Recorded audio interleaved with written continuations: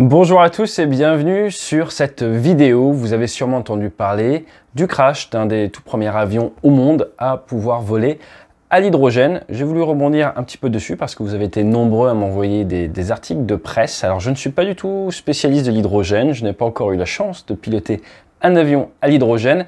Et en ce moment, eh bien, entre les conférences assez nombreuses en entreprise et certains tournages pour Mach1.tv, vous avez peut-être vu, on vous met un peu des behind the scenes lors des lives ou alors sur Instagram. Je n'ai pas trop eu le temps de me former à cette spécificité-là. Néanmoins, ce que je voudrais, eh bien, c'est partager avec vous un petit peu les informations que l'on a à l'heure actuelle, sachant qu'encore une fois, il s'agit d'un accident aéronautique. Heureusement, il n'y a pas eu de blessés et il faudra attendre que la police ait fait son travail, enfin les enquêteurs. Allez, c'est parti.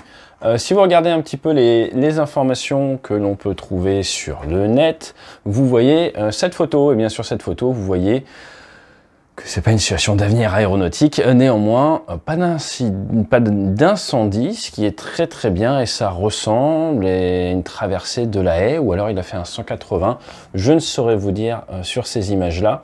Mais ce que je vous propose, c'est qu'on aille directement voir le site de Zero Avia. Zero pour zéro émission, je pense. Hein. Et c'est donc cette société britannique qui veut accélérer la transition vers une aviation un petit peu différente. C'est à Cranfield qui est très connu en Angleterre parce que vous avez beaucoup de tech là-bas et un gros héritage de la Royal Air Force. Donc ce qu'il faut savoir, c'est que cet avion initialement il était à l'électrique, après ils l'ont passé là à l'hydrogène, et je vais vous montrer rapidement un petit peu ce qu'ils vendent.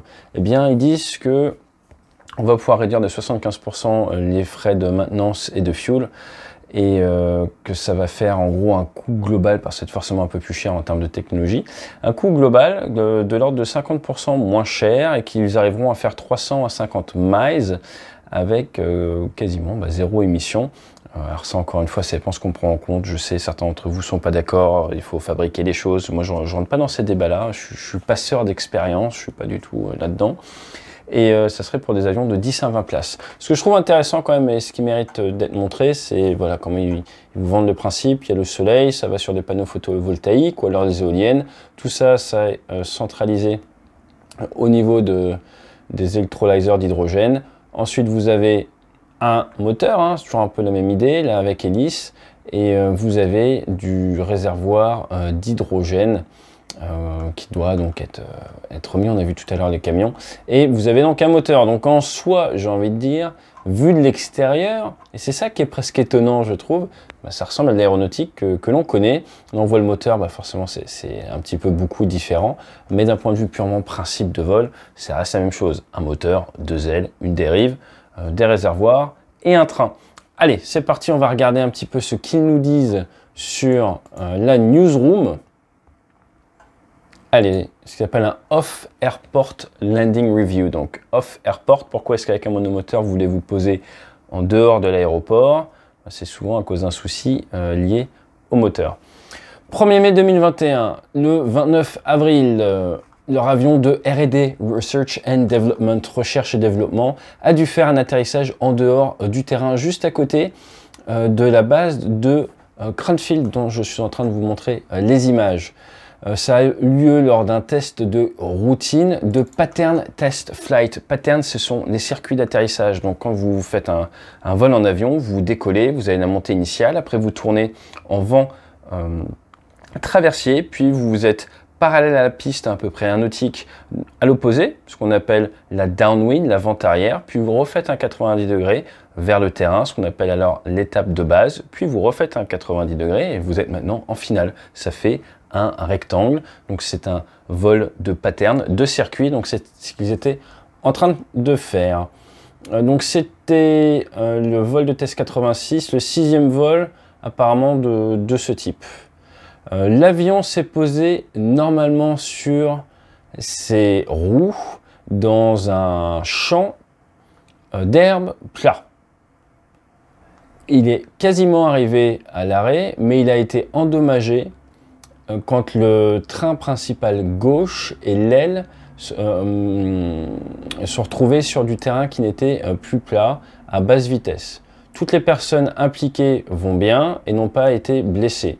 Ils ont de suite rendu compte à l'équivalent du bureau enquête analyse et au service des sécurités suivant la procédure standard.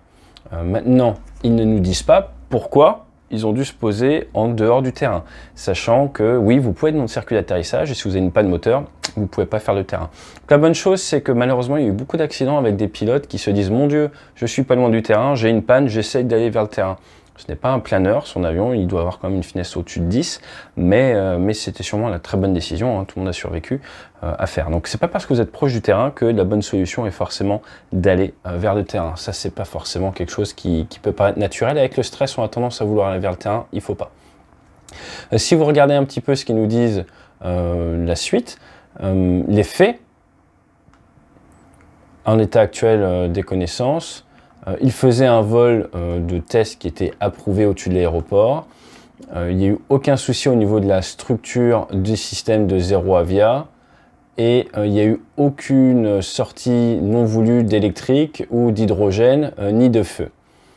Et après le poser, eh bien l'équipage a réussi à faire tout ce qui est procédure de sauvegarde de la batterie et de l'hydrogène sans aucun souci. Il n'y a pas eu de fuite. Et ils ont réussi à préserver toutes les informations pour pouvoir débriefer de manière efficace. Donc derrière, il va y avoir toute une commission d'enquête, vous vous doutez bien, ça va être intéressant. Nous allons suivre ça un petit peu la suite des évolutions. Comme ils le disent à la fin, eh bien, ça va gêner un petit peu leur programme de démonstration d'un avion 6 places qu'ils appellent le High Flyer. Et ils vont forcément prendre du retard. Et leur objectif, eh bien, c'est de pouvoir faire à terme un avion commercial qu'ils appellent le High Flyer 2 pour avoir 10 à 20 passagers, comme on l'a dit, sur 300 à 500 miles avec des coûts moindres et surtout très peu, voire pas d'émissions. À partir de là, eh bien, je vais juste vous montrer, parce qu'on parle de ça, leur roadmap, ce qu'ils marketent un petit peu. Hop là, regardez. Donc là, ce qu'ils aimeraient bien, c'est pouvoir faire pour 2024 un bimoteur comme ça, pour pouvoir faire des vols court courrier. Ensuite, derrière, l'amener sur du 50-90. Après 2030, le passer en réacteur, c'est pas la même. Et pourquoi pas, à terme, là, 2040, on est sur de l'aile volante, sur des concepts un petit peu différents.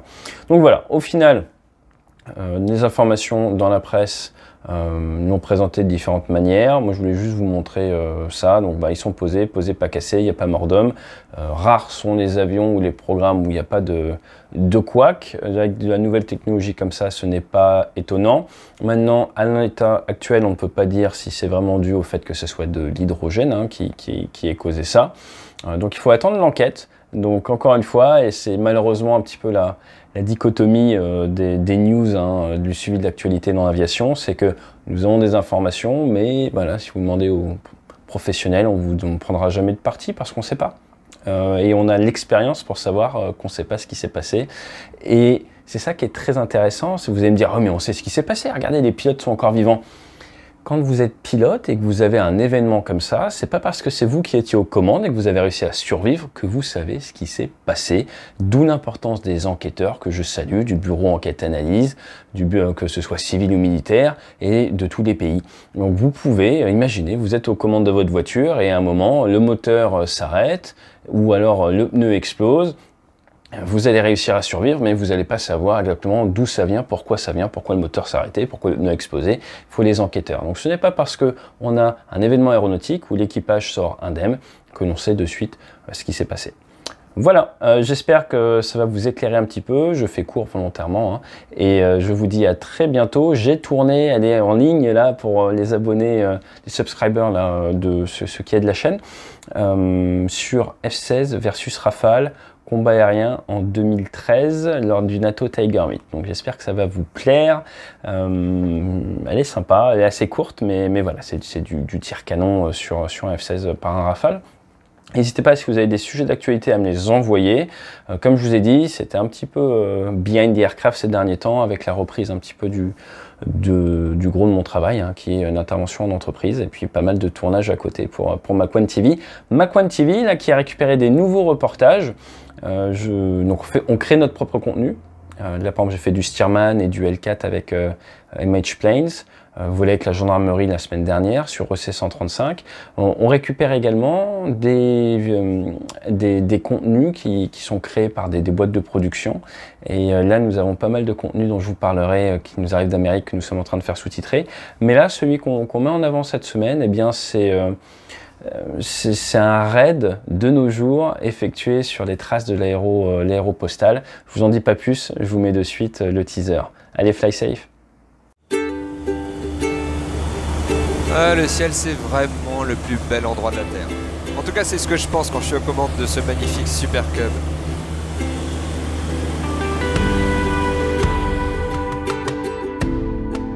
C'est l'endroit où dormaient les pilotes de l'aéropostale. Alors là, il y a les photos des 3 plus connus.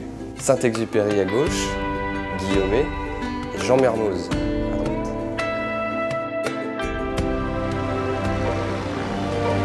En tout cas, quand je regarde le paysage défiler sous les ailes, je ne peux pas m'empêcher de penser à Syntex, quand il décrit la Terre qui défile sous les ailes du Breguet 14.